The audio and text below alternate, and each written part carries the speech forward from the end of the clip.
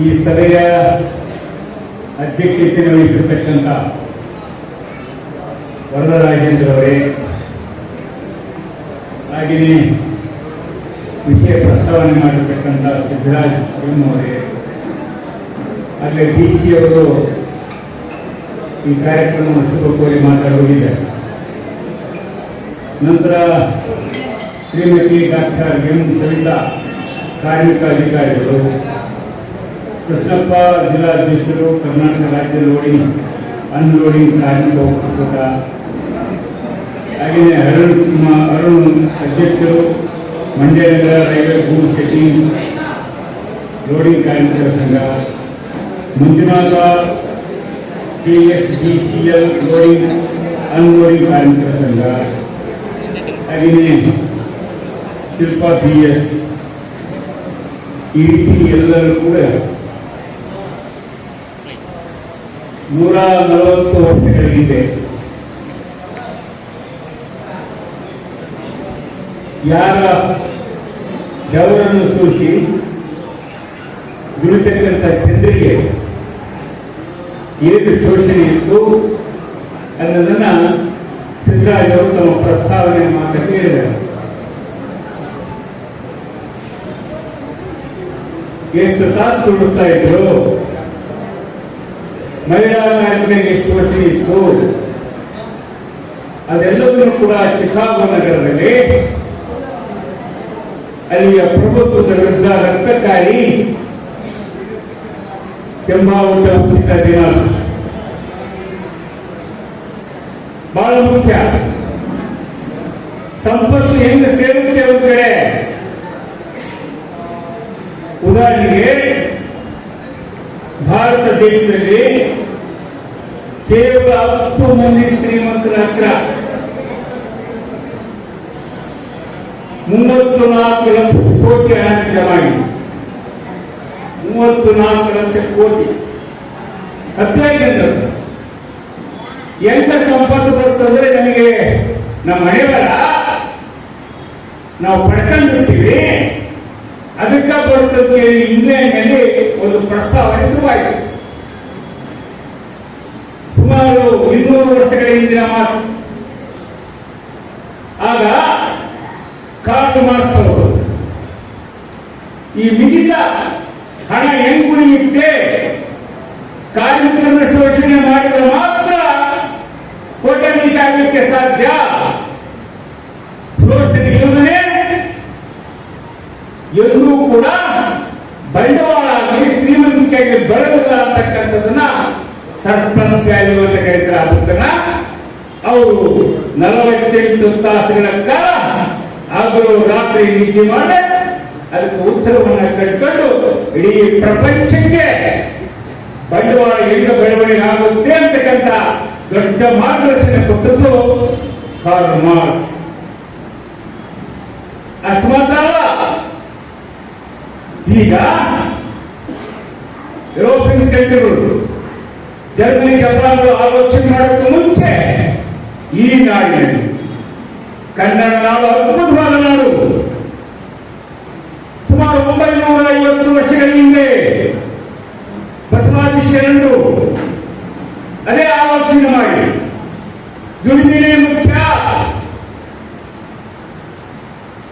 ದುಡಿಮೆ ಇಲ್ಲದ ವೃತ್ತಿಯನ್ನು ಮನುಷ್ಯತ್ವ ಅಲ್ಲ ಅಂತಕ್ಕಂಥದ್ದನ್ನ ಸಾರಿ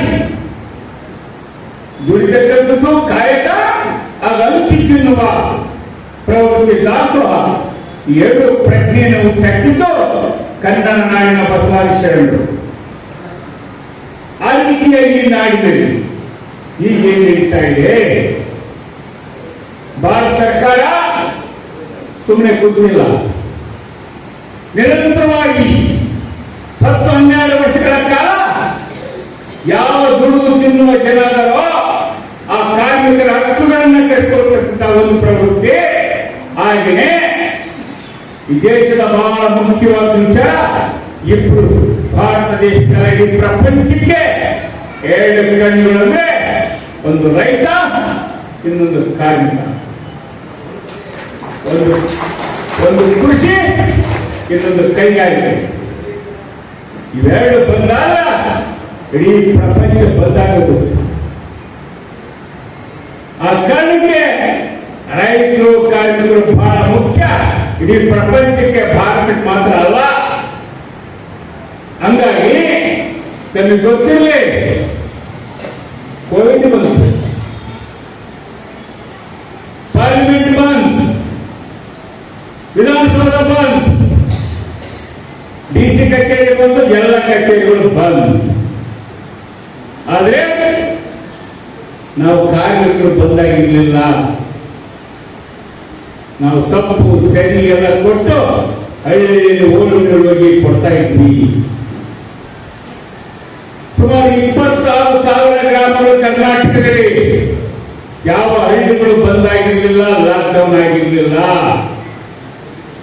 ದಯವಿಟ್ಟು ಕೋವಿಡ್ಗೆ ಮಧ್ಯೇನು ಡೋಲ ಸಿಕ್ಬಿಟ್ಟು ಬಿಸಿ ಅನ್ನ ಸಾರು ಮುದ್ದೆ ಉಳಿದು ಮನೆಗಿರಿ ಅಂತ ನಾನು ನಿಂಬೆ ನಿಂಕೆ ಅಂತ ಕೇಳಿದೆ. ಹೌದೇನಪ್ಪ? ಆಯ್ತು. ಸುಮಾರು 558 ನಗರಗಳು ಕರ್ನಾಟಕದಲ್ಲಿ, ಎಲ್ಲ ನಗರದ ಮನೆಗಳು ಬಂದ್. ಅವ್ರಿಗೆ ಹಾಲು ಕೊಟ್ಟಾರೆ, ಸೊಪ್ಪು ಕೊಟ್ಟಾರೆ, ನಿಂಬೆ ಕೊಟ್ಟಾರೆ, ತರಕಾರಿ ಕೊಟ್ಟಾರೆ. ಯಾರೋ ನಾವು ಬಂದಾಗಲಿಲ್ಲ. ನರೇಂದ್ರ ಮೋದಿನೂ ಮೂಗಿ ಕಟ್ಟಿನ ಮನೆಗಿದ್ದ, ಇಲ್ಲಿಯ ಮಂತ್ರಿಗಳೆಲ್ಲ ಮನೆಗಿದ್ರು. ಎದ್ದು ನಾವೇ, ದೇಶ ಉಳಿಸಿದರು ನಾವೇ, ಜನರು ಉಳಿಸಿದರು ನಾವೇ. ಹೌದಾ?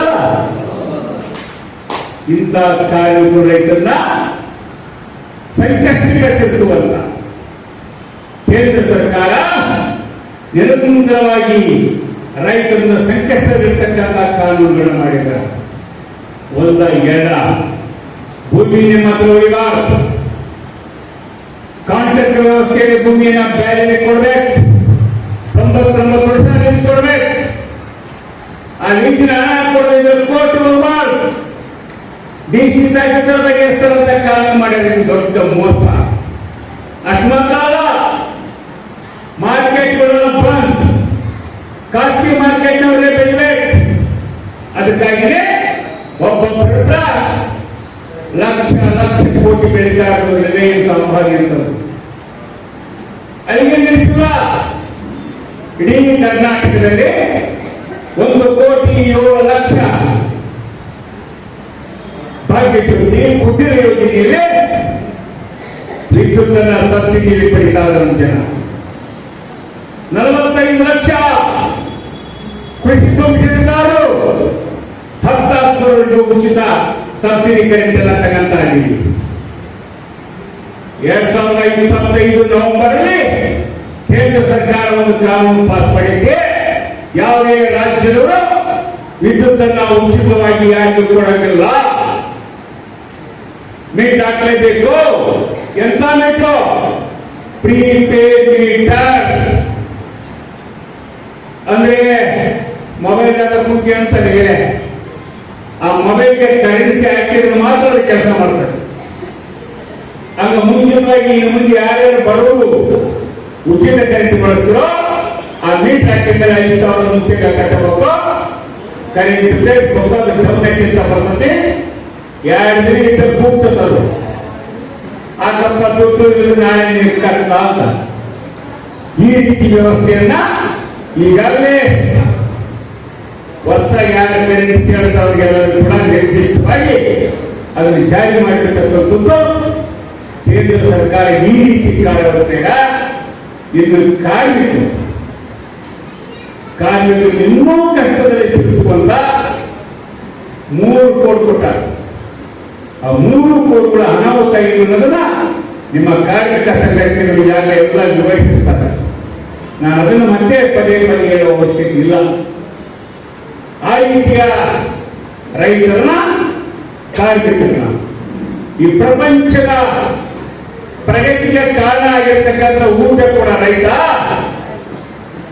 ಎಲ್ಲ ಚಟುವಟಿಕೆ ನಡೆಸತಕ್ಕಂಥ ಕಾರ್ಮಿಕರನ್ನ ನಿರ್ಲಕ್ಷ್ಯ ಮಾಡಿರ್ತಕ್ಕಂಥ ಯಾವುದೇ ಸರ್ಕಾರ ಇಲ್ಲ.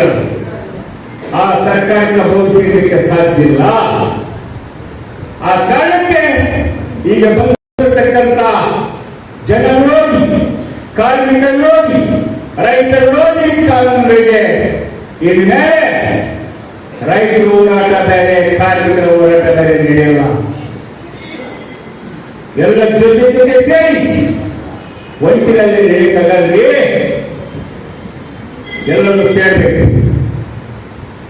ಇಲ್ಲಿ ಕೂಡ ಕರ್ನಾಟಕ ರಾಜ್ಯ ಸಂಘ ದೊಡ್ಡ ಸಂಖ್ಯೆಯಲ್ಲಿ ಸಂಘಟನೆ ಆಗಿದೆ.